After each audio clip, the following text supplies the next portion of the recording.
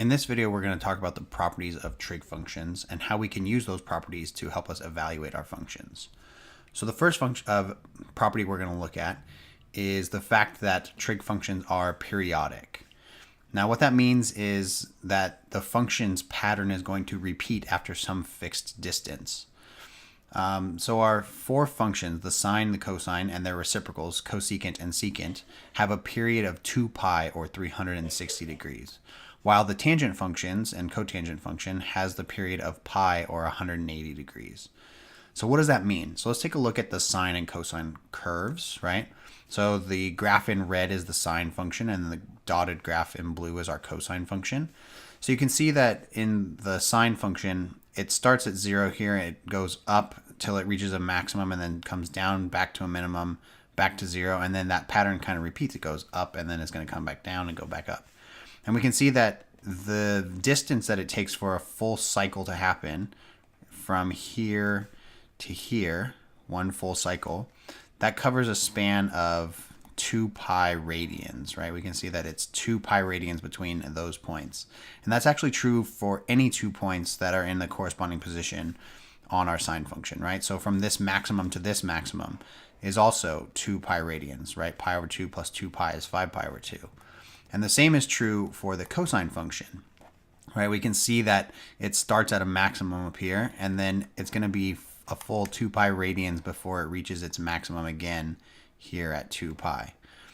So that's the cosine and sine functions, and that shows that their period is 2 pi radians or 360 degrees.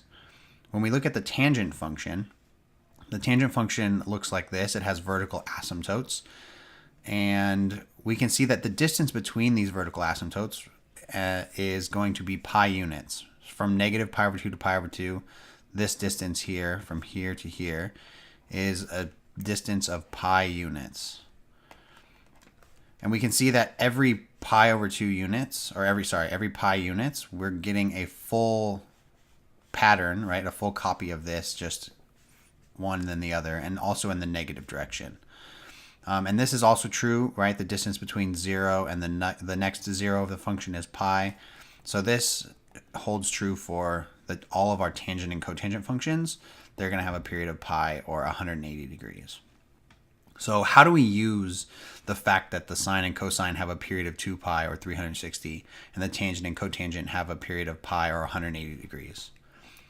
So if you're given something like this, the sine of 405 degrees, well, we know that this function is periodic.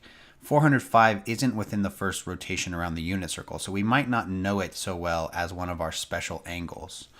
So what we could do is find the angle that might be in the first rotation that would be 1 period less or more than this. So we can find, and it should have the same measure, right? So the sine of 405 minus 360 should be equal to the sine of 405 because we're just subtracting a full cycle.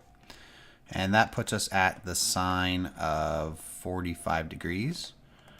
And we know that at 45 degrees, when looking at the unit circle, our coordinates are square root of 2 over 2 and square root of 2 over 2.